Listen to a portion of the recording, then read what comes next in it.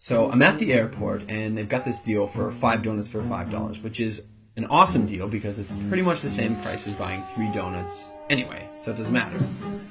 And I set my stuff down, and I pick up the paper, and I start reading the paper, and this guy sits down across from me. And so I, look over the paper, and he kind of gives me a bit of a smile, and I give him a bit of a nod, and I go back to reading the business section.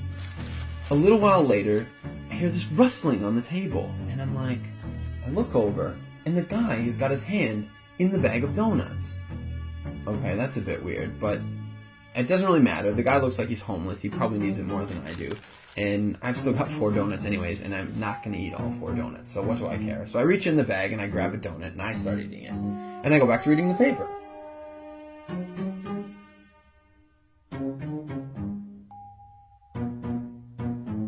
So I'm just getting into the social pages, and I hear this rustling on the table again.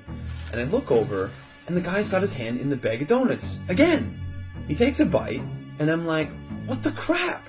And now I'm getting a bit angry, but the precedent has been set, and so I don't feel like I can say anything. But I reach into the bag a bit more aggressively, I take a bite, and I just shake my head like, whatever.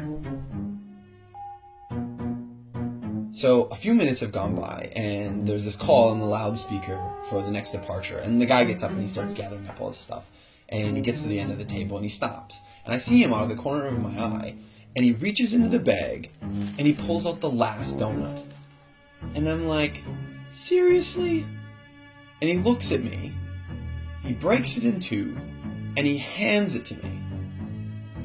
I reach out and I take this half, and I'm in total disbelief. And he kind of nods at me, and he walks off.